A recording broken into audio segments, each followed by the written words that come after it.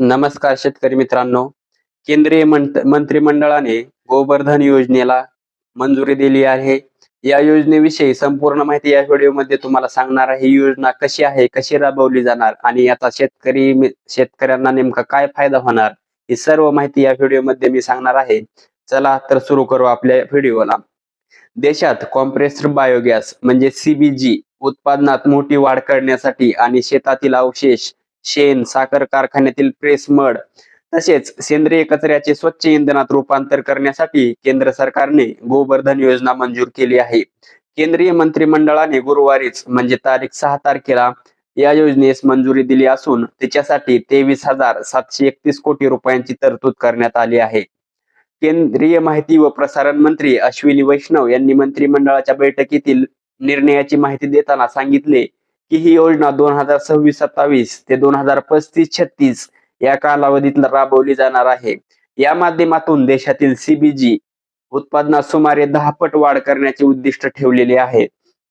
या योजनेअंतर्गत सीबीजी उत्पादन, खरेदी किंमत, भांडवली मदत, गॅस पाईपलाईन जोडणी, कर्ज हमी आणि तंत्रज्ञान विकास या सर्व बाबींसाठी एकात्मिक व्यवस्था उभारली जाणार आहे.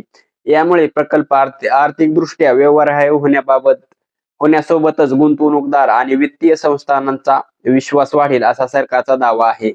शहरी गॅस वितरक कंपन्यांना सरकारने निश्चित केलेल्या सीबीजी मिश्रण बंधनकारकतेनुसार खरेदी करावी लागणार आहे. त्यानुसार 2026-27 मध्ये 3%, 27-28 मध्ये 4% आणि 28-29 मध्ये 5% सीबीजीचा वापर सीएनजी आणि पीएनजी घरगुती क्षेत्रात करणे बंधनकारक करण्यात येणार आहे.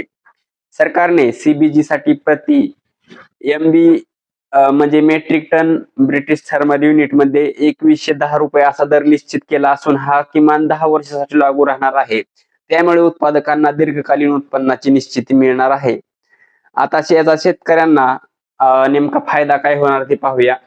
तर याच्यासाठी जे काही बायोगॅस मध्ये शेतातला कचरा म्हणा, शेण, मेन म्हणजे शेणच हे वापरले जाणार आहे. यामुळे आता शेणाला पण चांगली किंमत येणार हे तर नक्कीच आहे. सरकारच्या म्हणण्यानुसार या योजनेमुळे शेतकऱ्यांना शेतातील अवशेष आणि शेणापासून अतिरिक्त उत्पन्न मिळेल. सेंद्रिय कचऱ्याचे वैज्ञानिक व्यवस्थापन होईल, हरितगृह वायू उत्सर्जन कमी होईल आणि आयातीत जीवाश्म इंधनावरील अवलंबित्व घटण्यास मदत होईल. तर ही होती गोवर्धन योजना. तर या योजनेविषयी अजून जर काय तुमच्या मनात डाऊट असतील तर कमेंट मध्ये जरूर सुचवा आणि चॅनलवर जर तुम्ही नवीन असाल तर चॅनलला सबस्क्राईब जरूर करा. धन्यवाद.